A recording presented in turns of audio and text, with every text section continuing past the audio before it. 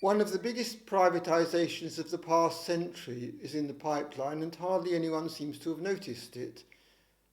I expect that's because it's another dry subject. Changes to the planning system are coming.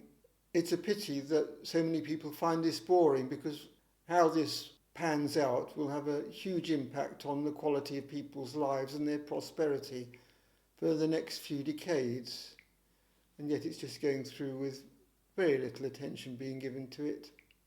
There's this white paper that was published at the beginning of August, and it's proposing an almost complete reconstruction of the British planning system, which is overdue. It was set up in 1947 and it's undergone change after change after change, so it does need to be looked at from scratch. The paper is consultative, so your comments are invited. Whether they take any notice of them is another story. It covers the huge range of issues that planning embraces: economics, land use, the environment, architecture, housing policy. It's a big subject, pulls a lot of things together. It claims to address the alleged bottleneck in land supply, which is caused by the planning system.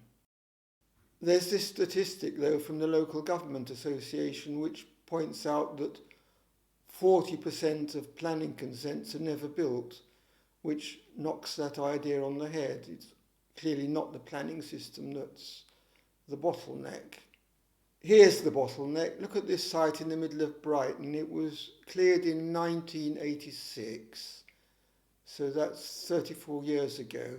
For most of that time, there's been planning permission for something or other, but nothing's ever been built on it. Some squatters moved in and were promptly cleared off, and then the developers just tipped a load of gravel on it, and it looks like this now. It's been like that for about 10 years, as far as I know. You might have thought that the developers would have done something with the site, if only to make money, but it's possible to make money with vacant sites in other ways without doing anything at all apart from keeping the fence in good condition. So let's have a look at this white paper. There are just two aspects of the white paper that I'd like to talk about. One is the Community Infrastructure Levy and the abolition of what they call Section 106 agreements, and the other is the new zone-based planning system. The Community Infrastructure Levy and the current system of planning will be reformed as a nationally set, value-based flat rate charge, the Infrastructure Levy. One of their aims seems to be to ensure more land is available for houses and development. It isn't clear how they're going to achieve this. Engaging, equitable and effective. Nice words. The Section 106 agreements are a benefit that developers provide in exchange for the planning consent. They're the subject of lots of haggling between developers and local authorities. Developers often provide things that communities didn't really want, and there still arises the question of how the ongoing costs are to be met. So they were never a good idea. So here is the solution, the Community Infrastructure Levy. This isn't a new thing, it's been around for a while. It was based on floor area for some reason, and the payment was set at the point that planning permission was granted, and the payment became due once development commenced, which was hardly an incentive to get started. There's a question here. They talk about land value uplift, but if you look at the zoning system that's proposed, planning permission isn't going to produce very much land value uplift. Consolidated Infrastructure Levy, a little bit more about it. Flat rate, value-based, possibly set nationally, possibly set locally, charged on the final value of a development or assessment of the value. Lots of scope there for haggling because values can be volatile. levied at the point of occupation, with prevention of occupation being a potential sanction for non-payment. I assume they mean they're going to fine people for leaving property empty, but how are they going to do that? Endless scope for avoidance by the look of things. The legislation will inevitably be full of loopholes. The principle is unsound.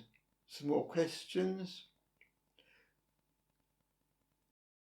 Getting rid of the Section 106 planning obligations is obviously a good idea. Long overdue. Affordable housing is a patch on a boil. It doesn't answer the real questions. Why is housing too expensive for a lot of people? Are they not being paid enough? Is the housing too expensive? Is something else going on? The affordable housing simply solves the problem for a few people who happen to qualify for housing at below market prices for some arbitrary set of reasons. It's no solution at all. It's an avoidance of a solution. More questions? A streamlined development management process with automatic planning permission for schemes in line with plans. That is the most radical change of all. Once the zoning has been established, planning permission is pretty much automatic, which means that the development value will arise when the zoning plans are approved. That will give away huge windfall gains to landowners in exchange for apparently nothing. And the planning consent then doesn't generate the uplift because the uplift's already been created at the time of the zoning approval. It's a great giveaway of land value.